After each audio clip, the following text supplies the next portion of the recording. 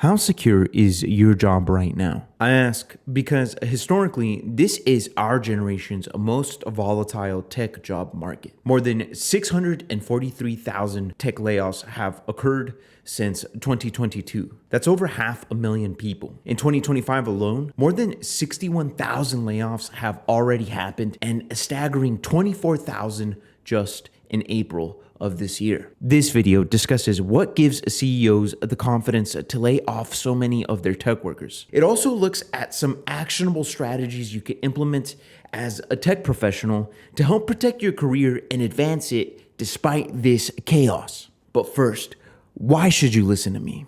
I'm a professional software engineer. About a year ago, the widespread layoffs in tech sparked me to research and deeply understand the ins and outs of this field. In this channel, I share my findings with you. I do this work to feed my family, and I also hope you'll use this information to benefit your career in tech and find success and stability even in chaotic times like this one. If that sounds good to you, please subscribe and keep watching.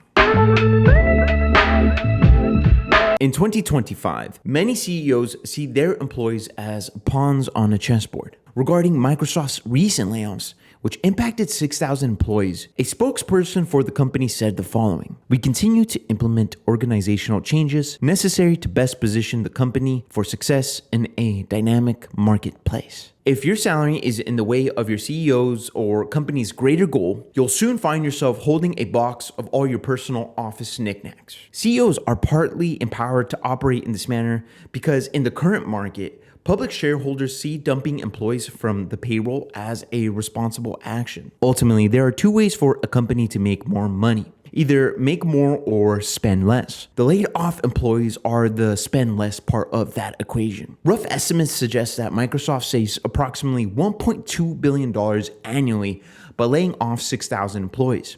This is despite recording a 16% revenue increase of $9 billion in quarter one of 2025. Conclusively, Microsoft's stock saw a approximately 1.4% gain on May 14th, the day after the layoff news was made public. Additionally, the frequency of layoffs across the industry within the past 3 years creates an attitude amongst company leadership that treats employees with a "you're lucky to have a job" mindset. Also, the pretense behind automating white-collar knowledge work via AI can give companies additional leverage to remove employees.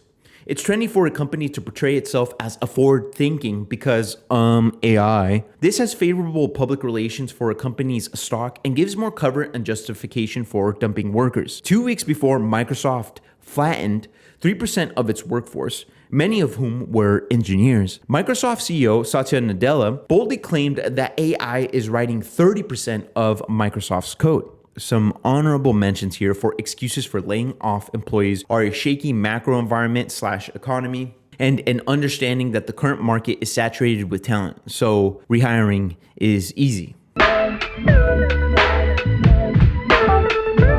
Has a CEO, company, or manager ever told you you're part of one big family? Yes, you're not a worker, and those people around you aren't your coworkers. They're your family. Then, after you're told this, you look over at your coworkers and you see a bunch of forced smiles, uncomfortable laughter, and a subtle degree of fear filling the room. The game is to get you to believe in this corporate mumbo jumbo, such as we're a family, company principles, or vague mission statements. These companies do this to get you to psychologically buy in. In this state, they can exploit you and convince you to sacrifice the things most important to your personal life, all to keep the boss happy. Then you're overlooked for a deserved pay raise, get your work from home days removed, fight traffic, and do the work of an entire department, just to have your director, who has the luxury of working from home, tell you over a Zoom call that work-life balance is your problem. Rules for thee, not for me. Before I get into the solution, I want to mention that everyone's situation is unique and I'm not all-knowing. I simply have experience.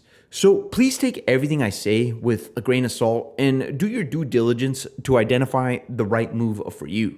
The first solution to this problem is to change your perspective. As an employee, don't view work as a family, social circle, or a place where you can decompress. It's a business, and everyone there, despite what they may say, is there for a paycheck, benefits, etc.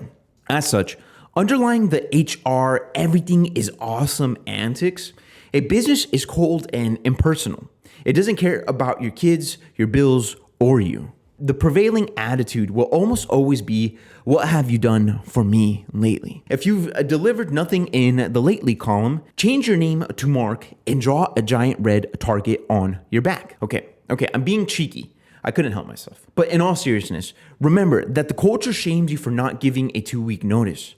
Still, multimillionaire CEOs and their corporate goonies have the luxury of dumping you whenever they want. Moreover, will anyone actually care about you getting dumped? After you're fired, your former manager and coworkers will show up the next day, and at most, you'll be a footnote in a shoddy meeting agenda. Then the meeting breaks, they get Chipotle for lunch, and it's back to business as usual. Accordingly, once you see these companies for what they are, you can use them as stepping stones or pawns to achieve your career goals. I know that can sound harsh, but just remember, they won't blink. Now, I'm not saying to walk into your office tomorrow and flip off your boss.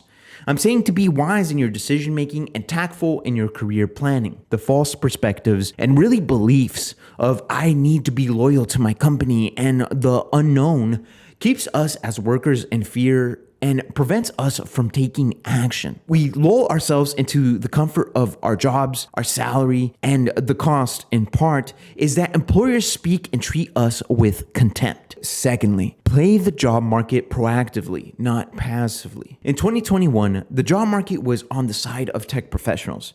As a software engineer, it was a field day for work. You could go from one job to another in 3 weeks. Today, the rules have changed. Job candidates in this field are now in arguably the most competitive market of the millennial generation. Features across job boards like LinkedIn, which made it easy to apply to multiple roles like one-click apply or easy apply for LinkedIn, are useless. Also, AI has cluttered job posts, both on the applicant and hiring sides. Old techniques like applying with a good resume, LinkedIn profile, and a cover letter are no longer enough to stand out. You can't just send out applications, wait, and expect a job to land on your lap. Today, you must get in front of the person who can hire you. Don't wait for them to pick you up from a digital list of 500 to 1,000 candidates. Practically, this means that for every job that you have applied to, follow up with the person who has the hiring power, typically the person who has posted the job, with one of each. A call, DM, or email until you get a response from them. I recently had a student of mine skip a line of around 400 job candidates and get an interview simply because he picked up the phone and got a hold of the person responsible for hiring for that available role. You may be worried that this process takes time, and I agree. It's not as fast as spam applying. However, the key to making the process worthwhile is being picky about who you apply to. Only apply to roles that genuinely seem like ideal opportunities for you. This will motivate you to research the company, the role, the hiring personnel, and even your potential coworkers. This information will help you construct a stellar application and give you ammunition for things to discuss when you meet the person responsible for hiring you. Not to mention, when you get hired, you'll be somewhere you want to work. Extra tip, I recommend applying to smaller companies with 0 to 100 workers. Then, with each application, attach a Loom or short video introducing yourself, speaking about why you're a good fit for the role, or answering questions included in the application process. This will increase their trust in you. Moreover, when your application is reviewed, the employer will get a sense that they already know you, which will decompress any subsequent interview opportunities. Once completed, all you have to do when you contact the employer is ask them about the status of your application. A student of mine contacts the employer the following day after they've applied. Moreover, I believe this works because from a professional standpoint, finding out the status of your application is a legitimate question to have as a job candidate. You're nearly entitled to an answer when you ask this question. So employers are put in a bind when you ask it live, especially via something like a phone call. To give you a response, they have to pull your application for review. Ta-da! Suddenly you have skipped the line, and if you sent a stellar application like I recommended, don't be surprised if you just won yourself an interview opportunity. The last thing I'll mention here is a warning. Don't wait until your employer makes a move on your career, like a layoff, to act. In my experience, career moves made out of desperation can still land you with high pay, But it's not uncommon to end up working somewhere you strongly dislike. When you're broke or don't have options, anyone offering you a job in your field will seem like an oasis in the desert. The cost is that in the long run, you may have sold large parts of your life for a job you genuinely don't like. So please do your best to act out of abundance, not disparity.